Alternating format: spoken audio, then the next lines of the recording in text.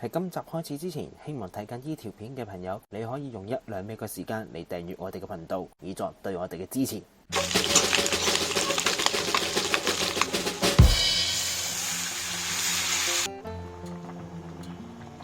咁呢度就係我哋熬呢個鴨汁嘅材料啦。咁首先有個鴨架啦，咁然後西芹啦、紅蘿蔔、洋葱、紅酒、番茄、茄膏。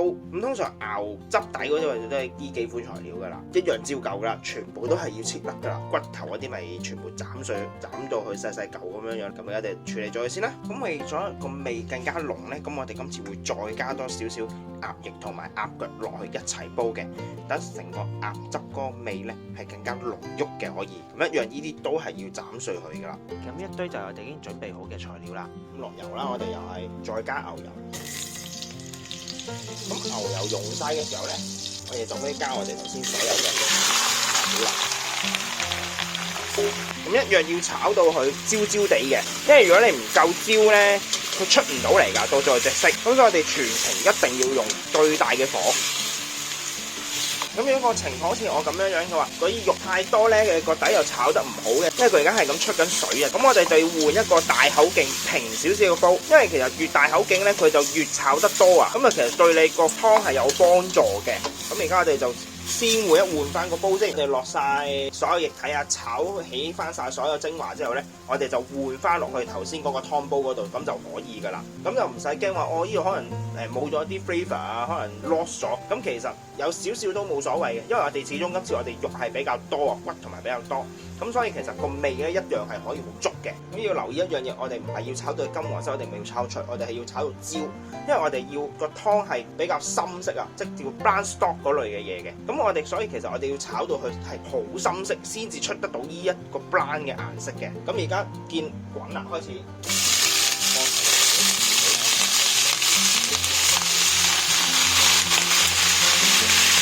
因為見唔見其實個底好多濕啊？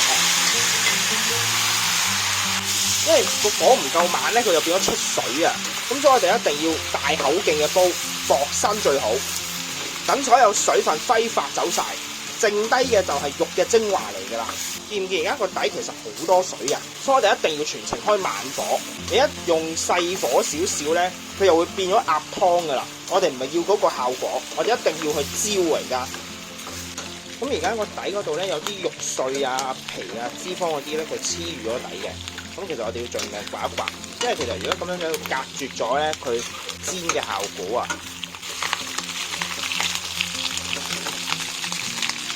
咁而家咧就見到有啲嘢啱啱焦咗㗎，咁係啱嘅。我哋就要咁樣樣㗎嚟㗎，等佢另外嗰啲都係去到焦焦地啊咁樣樣咧，咁先至可以做到下一個步驟嘅。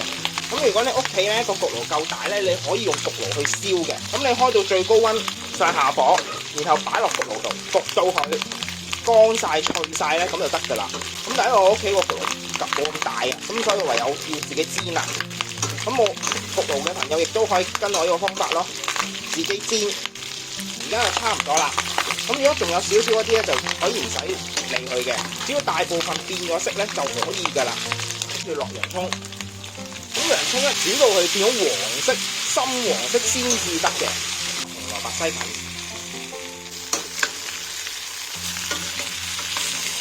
好咁上下，我哋就可以落番茄。咁番茄差唔多炒到爛晒嘅時候咧，可以加茄膏。咁要大約2湯匙嘅茄膏，要炒到佢個味，你係聞得到有陣好香嘅茄膏味，咁先至得嘅。因為點解要炒到你聞到茄膏味為止？因為茄膏佢本身有酸啊，咁我哋要將個酸咧炒一炒佢先嘅，咁同埋等個茄膏可以出得到味啊。咁而家又聞到一陣好香嘅茄膏味啦，咁呢個時候咧就喺度落紅酒，落完任何有水分嘅嘢，我哋都要兜一兜個底嘅，因為可以幫助翻個刮翻啲底嘅精華出嚟啊。咁當啲紅酒而家差唔多揮發晒啦。先加入少量嘅水，因為我哋要轉煲啊，咁所以會加翻少少水去刮埋個底先嘅。我要務求要將呢一個煲所有嘅嘢都要換落個新煲嗰度。見唔見個汁其實而家係深色㗎？我哋到最後煮出嚟嘅汁係要呢一隻色先至得嘅。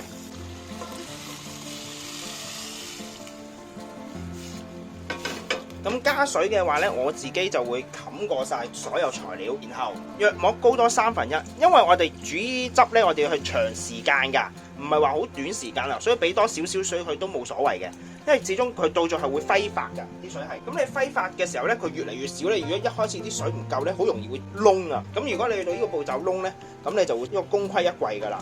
咁呢時候就2粒拍扁咗嘅加力，呢淨係綠色嗰 part。咁跟住 parsley 1根。咁啊，睇開我 channel 嘅朋友都知啦，因為即係唔係話唔主張用新鮮嘅香草啊，但係個問題，因為如果我次次去買翻嚟又用唔晒嘅時候咧，咁其實會嘥咯。咁所以我係會傾向用啲係乾嘅 herbs 嘅 thyme 草1 tablespoon， 咁一樣啦。咁如果呢啲家禽類咧，我哋煲嘅時間咧最少都要個半鐘嘅。咁如果想佢嗰個味會好啊，或者可能盡量攞足晒所有嘢咧，咁咧你就唯有一樣都好似我咁啦，3至4個鐘啦講緊。跟住仲有 bay leaves， 咁我哋4個鐘後之後再見。咁一煲咧就已經係煲咗4個鐘噶啦。咁我哋而家就嚟隔渣。咁其實都見咧係好深色嘅一兜汁，呢個就我哋嘅鴨粥啦。咁我哋就有一個大煲，煲到得翻咁多嘅啫。今集亦都差唔多啦，多謝各位嘅收睇。詳細嘅食譜我哋會 post 喺 Facebook 專頁嗰度，有興趣嘅話，各位可以上去查閱。另外，如果中意我哋頻道嘅話，希望你哋可以訂閱我哋嘅頻道，以作對我哋嘅支持。希望大家中意啦，我哋下集再見，拜拜。